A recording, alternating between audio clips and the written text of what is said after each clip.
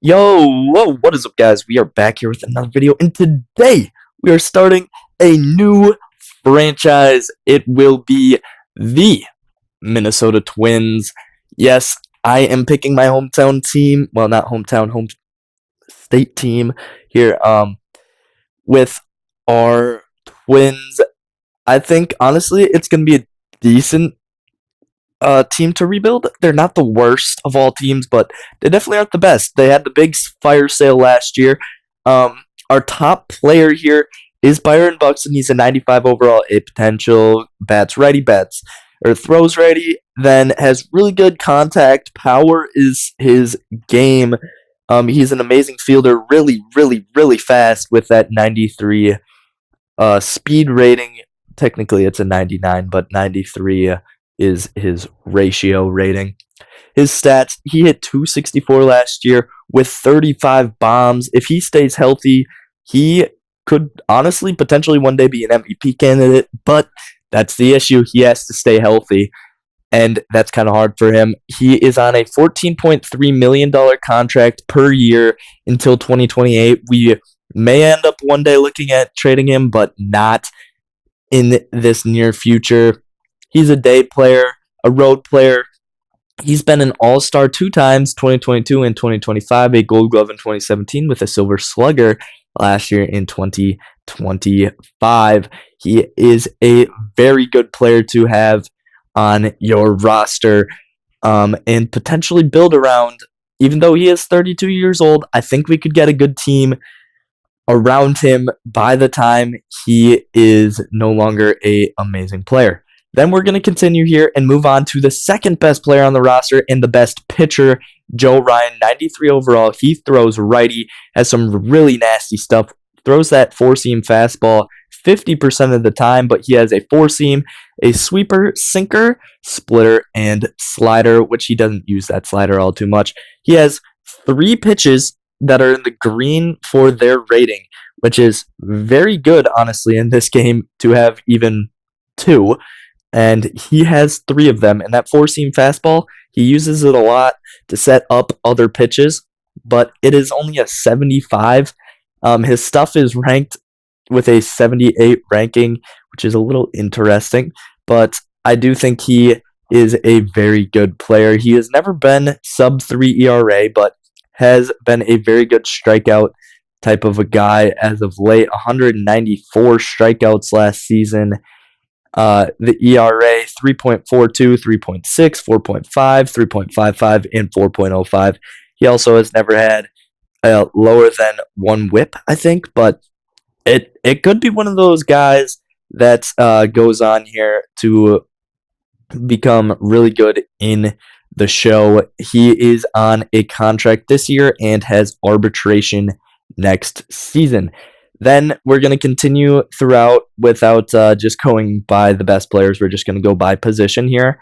Pablo Lopez, a 30-year-old Venezuelan prospect. He used to play for the Miami Marlins, was injured last year, and has become a second in the rotation type of guy.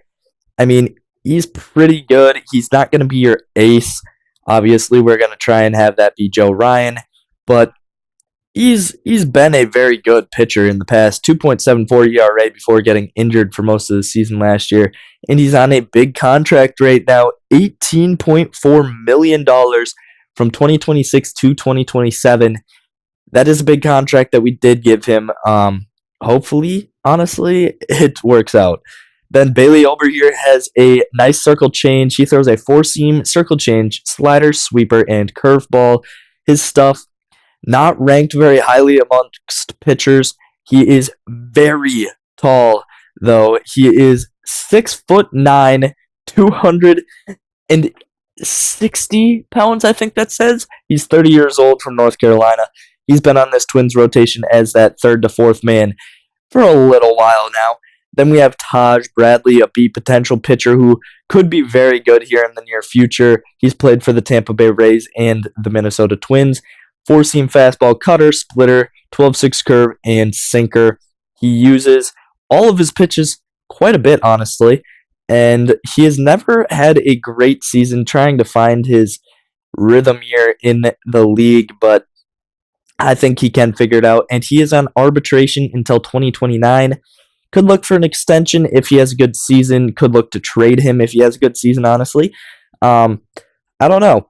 I feel like I don't understand roster building in MLB The Show. Well, in MLB in general, because it seems like they let their good players go a lot.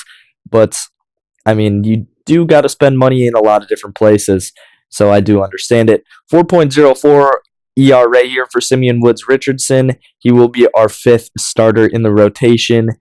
He hasn't been amazing when he's played, but I think he could get better. He was once a highly touted draft pick, but has started to figure things out. Then Zebby Matthews is considered a relief pitcher here in this game, but he is going to play relief role for us. He has a 5.56 ERA last season. He did get hammered a few times, which hurt him, but he is on arbitration and contract renewable situation until 2030, so he is under team control. Then Mick Abel, someone we're looking to potentially bring up this season. We'll see. He is 24 years old from Oregon. He throws a four-seam curveball, sinker, slider, and circle change, with his stuff being rated a 52, which is not exactly what you want for the kid, but he did get kind of shell-shocked the last couple of times that he played up last season, so he is going to be an interesting player. Then someone like Andrew Morris, I'm looking to potentially bring him up. I don't know. We have 26 people already on the MLB roster. None of these guys really put you off the edge to be like, wow, they're a really good player. Riley Quick, see potential. He is actually one of the top players in our farm system. Then who will be our closer this season, even though he's listed as a relief pitcher? Cole Sands. He has a four-seam fastball, cutter, splitter, slurve, and one more pitch. He has been a decent player. He took that closer role towards the end of the season last year for the Twins after trading away Johan Duran. They did just kind of have to throw things around and see how it would go. Anthony Banda here, a left-handed pitcher, 32 years old from Texas, has a slider, sinker, four-seam, and circle change. His stuff is ranked 867. Yes, 6'7". 3.18 ERA. And he has arbitration next year, which is interesting since we did just sign him to a contract. I don't really know how arbitration works and all of that, but I'll figure it out. Dan Attavilla is another pitcher. He is probably not going to be at the big league level right now. He just doesn't really fit in with what we have going on. He's had an up and down career, 2 ERA sometimes 6. Then Andrew Chafin, the left-handed throwing arm out of the bullpen, looking to honestly not even be on the big league level right now at this moment in time. We'll see how that actually ends up working out. He has been a very good pitcher across his entire career, but he's old. He is very old, and it is going to be rough trying to get him some time at the big league level with our staff. Then Justin Topa, he will be up in the majors. He is got a sinker, sweeper, cutter, and circle change. 60 rating for the stuff. He throws right-handed and has been an up and down player throughout his career, but mainly sitting in that 3.9 range for the ERA. We'll see how well of a season he has. Matt Bowman here is a guy in AAA. Then David Festa listed as a relief pitcher. He was a starter last year. He added an extra pitch to his repertoire. Four-seam, circle change, slider, and then that sinker. He had a 5.4 ERA and started almost every game that he was in last season. Then we have Cody Funderburk, a left-handed thrower who kind of has a wonky release with a sinker, cutter, sweeper, circle change, and slider. His stuff is not ranked very highly amongst pitchers, but he definitely is not a bad pitcher. He had a very decent season, good lefty arm out of the bullpen for us, and that is all that we have at the big league level. Is there anyone here worth going into? Julian Merriweather used to be a big league pitcher. Probably not this season. Travis Adams also used to be a big league pitcher. Can I say words correctly? That would be nice. Otherwise, there's no one really here that does interest me. If you guys have enjoyed this video, there's not going to be a game. So if you do just want to wait till next episode, you can do that. But if you have enjoyed, leave a like, subscribe if you're new. MLB The Show content will continue to come out. I already am uploading tomorrow's video as we speak. Taylor Rogers, a left-handed arm out of the pen. He's listed as a closer. I don't think we're going to use him as a closer. Probably a setup man here. He has had a very good career. He used to play for the Twins back in the day himself and was once a starting pitcher, then got moved to the bullpen and became a very good closer. Then we have Liam Hendricks, someone who is kind of old, probably not going to get the nod this season. I don't know. We have a lot of guys who used to be good pitchers that just are old now and probably not going to be able to be in that starting level. Ryan Jeffers, our catcher, has been a very good player his entire career, 28 years of age. He averages about a 260-ish average, and last season he actually was not a big home run hitter, but he was decent. He is under contract just this season. We'll see how that ends up working out for him. And then his backup, signed from the Houston Astros, a switch hitter who throws with his right arm, Victor Carantini from Puerto Rico. He is 32 years of age. He hit 259 multiple times and has never really been the starting catcher. He will not be the starting catcher here, but we signed him to a $7 million deal to split time here with Ryan Jeffers, Alex Jackson, Daniel Bueles, Eduardo Tate, someone I wanted to look at here. He has B potential, bats lefty, throws righty. He has never been at the big league level, but he is one of the top prospects here in this Twins organization. Then we're going to continue to move on with the first baseman signed from the Washington Nationals, switch hitter Josh Bell. He is been very good his entire career. He had a very good home run season last year. He has hit 290, I think, in his career, or high 280s. But he is more of that home run guy. As you can see, he hit 37 home runs back in 2019 with the Pittsburgh Pirates. And we'll see exactly how well he does. Then another big man at first base, we have Cody Clemens. He bats lefty. He is 29 years old, out of Texas. And this dude is an absolute tank. He will not hit for average, but when he gets his chances, I think he can hit some home runs. Mainly going to be a platoon guy who probably plays multiple positions and ends up only playing against right-handed pitchers. He is under team control for a little while. No one else in the farm system there to really look at. Then Luke Kershaw, C potential, which is very interesting to me. I would personally think he would be at least a B potential. 72 overall, being compared a lot as of late to Mike Trout, believe it or not. He is very young, hit 302 last season with only 4 home runs, but he was injured for the majority of the season, and he is under team control until 2031 and has that rally monkey ability, which just shows that he is good whenever we are down. Then backing him up, we probably will not use any of these guys in the near future, but there is a couple people in the farm system. Then we have Royce Lewis. The team really runs around Royce Lewis. He helped bring the Twins to their playoff performance back in 2023, I think it was. He bats right-handed. He is 26 years of age. Whenever he's been good, the team has been good. You can see he hit 300 back in 2023, and that was when the team just popped off. Otherwise, he has been dealing with injuries throughout his entire career, which has really derailed a lot of this potential stuff that he could be doing. Every single season, it seems he starts off really hot, but then battles an injury, things cool down, and then towards the end of the season, he starts to pick it all back up again. But we just really need him to stay healthy. Then backing him up is Gio Urshela, 68 overall, older guy.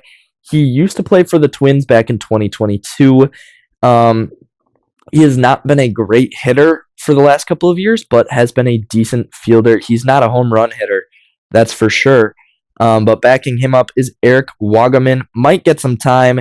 He, in fact, did play for the Miami Marlins last season, hitting 250 on 476 at-bats. We'll see if he gets called up to the majors. I feel like he is a decent prospect. Then Tanner Schobel is going to be the other guy in AAA. He throws right-handed, 24 years old. He's number 15 in our prospect list, top 20 or whatever it is for the farm system. There is no one else at third base. Then Brooks Lee, our shortstop. He is a switch hitter, 25 years old. I thought he would have better fielding stats, honestly, than he does. But as a shortstop, I guess they're rating you off of all other shortstops. He's supposed to be super athletic. He does bat switch hitting, like I said, and I feel like he just needs to get out of his head. He is a very good prospect, could be very good at the major league level if he continues to play the way he is and then just bumps it up a little bit better. Then Orlando Arcia, an older guy who is just on the roster. Kalen Culpepper, a B potential prospect who is number 7 in our prospects system. He was a round 1 draft pick in 2023. Then there's Brian Acuna, maybe related to Ronald Acuna. He is a very nice prospect as well down at the single A level. Then Trevor Larnach, our left fielder, has B potential, bats left-handed, throws righty. He has never had an amazing average season. I don't know what it is, though, because every once in a while, he'll just bat 300 to 400 for a month, and then he just doesn't do anything the rest of the time. Then Austin Martin, his backup, plays a couple of different positions, second base, center field, left field. He has not fully found his stride. He's a contact hitter, very much so at the major league level. Hopefully we can get some time for him. I don't know. He's just in kind of a rough situation where there's a lot of people around him that just play roughly the same positions as him, that they kind of just take up the time. Then Alan Rodin, a trade piece from last season from the Toronto Blue Jays, left-handed hitter, got a little bit of time. In fact, will not be at the major league level to start this season. Byron Buxton, obviously, as we know, and then backing him up is a big prospect, the number 1 prospect in our organization and number 10 prospect overall, the 21-year-old Walker Jenkins. He is very good. Bats left-handed, throws right-handed, and, he's under team control till 2031. We might want to lock him up for the future and just give him a big contract that won't even let him have the chance to walk away. James Outman backs him up. He played for the Dodgers. Back a while ago, he was, in fact, pretty good. When he was hitting roughly 248, you can see, in 2023. But otherwise, he has not had a good few past years. He's basically been on the field just to field the ball, as he has not been able to hit a broad side of a barn with that bat. I don't know. He just has not been able to make contact. Then Emmanuel Rodriguez, a top prospect for the Twins, backing him up. We have a lot of center fielders, honestly, on this roster that are younger and could potentially see time in the future. I don't know. Walker Jenkins probably gets called up to the big league level here, close to the start of the season, honestly. Then Matt Wallner, one of our final good players, 80 overall. They call him the Moose for a reason. He hits tanks. This guy hit 22 home runs last season on only 300 at-bats. He is not an average hitter. He is a big man, and he hits like it. Then backing him up is Kali Rosario, who in fact will be at the AAA level for this season. That's everybody on the roster that we've gone through at the top of the levels. I don't know how to add people right now to the 40-man roster, but I'll figure it out. I kind of set things up in a weird way. Wanted to look at free agents. You see Max Scherzer is here, honestly, is kind of crazy. And Nestor Cortez, Spencer Turnbull, all players who once were at the top of their game, as I do remember. The trade hub, a little bit different this year. You can't just send out a trade and get an answer right away. You do got to wait a few days, which is kind of interesting, honestly. And I kind of do like it because, obviously, unless you're a GM and you're like, give me an answer now, you're probably not going to get an answer right away. And you do have to put people on the trade block for them to honestly offer you trades for them. If they're not on the trade block, then they won't offer you trades. Current contracts, we have $48 million available to us, so we still do have a good payroll available. There is no cap limit in MLB, as you guys know. There should be a minimum at least, but there's no limit to how much you can spend. It just matters how much money you have. You can't give more money than you have. But if you have the money to just go spend on people, why not? You know, we're gonna have Luke Keyshaw batting first in the right-handed lineup. This is going to be the lineup here for right-handed pitching. I do want Ryan Jeffers playing. Don't know why the game would just decide that he should not be playing right now. Austin Martin, Gio Urshela, James Outman, and Emmanuel Rodriguez are coming off the bench at least for right now. Then versus left-handed pitching, it's relatively the same. There's a little bit of change. The pitching rotation are 1 will be Joe Ryan, then Pablo Lopez is the 2, Bailey Ober the 3, Taj Bradley the 4, and Simeon Woods Richardson the 5. Zebby Matthews and David Fesser along relievers. Mid relievers, Anthony Banda, Justin Topa, Cody Funderburk, and our setup pitcher will be Taylor Rogers with Cole Sands being that closing pitcher. I mean, honestly, our bullpen is not that bad for bullpen standards, but it's not great either. We want to go take a peek here at the top prospects. Connor Griffin is a potential prospect, 72 overall. He probably will get called up towards the start of the season, honestly. JJ Weatherholt, a couple other guys. I just wanted to scroll down, see exactly where our players are in this situation. Walker Jenkins, there he is. He is that number 10 prospect. Right below him, though, Max Clark, B potential. So a lot of people in this game, not A potential prospects, which is very interesting to me. Then the next Twins prospect that we see is Eduardo Tate at 39. He's the number 2 Twins prospect, so it does line up. Then if we continue to scroll down, we will find one more Twins prospect, Emmanuel Rodriguez at 62.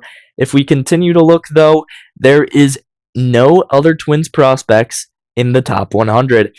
Yeah, so 3 of our prospects are, which isn't horrible. We have the farm rank of 9, which honestly is really good for the situation to be starting off with. Then Merrick Houston, someone Riley Quick. All these guys, I didn't really go into depth about, but they are in our top prospects, top 20 by organization. I wanted to look around, see who was the number 1, but the Phillies are number 2. Number 1 is, in fact, the Pittsburgh Pirates. They have a lot of B potential people, and their first C potential is Tamar Johnson, who has been a top prospect priorly in his career. Kind of surprised, honestly, that he wasn't towards the top there. I had to change all of this stuff to manual, because why wouldn't it be? I don't know why.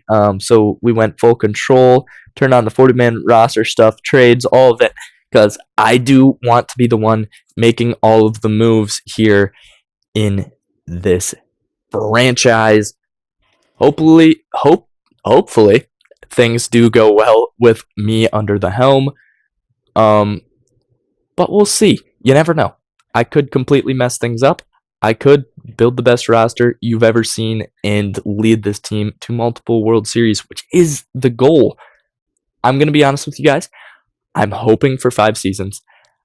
I may not upload that all. I always try to. I get a good spurt of time that I do YouTube, and then nobody watches, and it all falls apart. So if you guys do want to continue to see the series, please leave a like, subscribe. It will get me to make those videos and continue to build this Twins team if you guys do want to see that. Then there's prospect promotion incentives. That kind of was like, oh, maybe we should pull up Walker Jenkins, because Walker Jenkins, Emmanuel Rodriguez, Eduardo Tate, all people who they're saying, oh yeah, that could probably help you if you bring them up. So, I'm definitely going to think about it. There's a lot of people on the other teams. It's like 132 or something to be exact, that there could be that get called up. I don't think that will happen, but we're going to call up Walker Jenkins. Yes, so he is at the big league level to start the season. We'll see how it all works out. I don't want to send him down, so I am really hoping He just comes out here and does well. I honestly may not send him down even if he does bad because I like you, Walker. I hope you have a good career, and I really hope it's all with us. There isn't much else to be said. The Guardians have a lot of people. Jeepers, Travis Bazzana, the first overall pick a couple of years ago. He is the 30th overall, which is very interesting. But that is going to be it for this episode. If you guys did enjoy, like I said, leave a like, comment any suggestions for this future franchise. I do hope you guys enjoyed. And if you did, hit that subscribe button. We'll see you next episode. Peace out.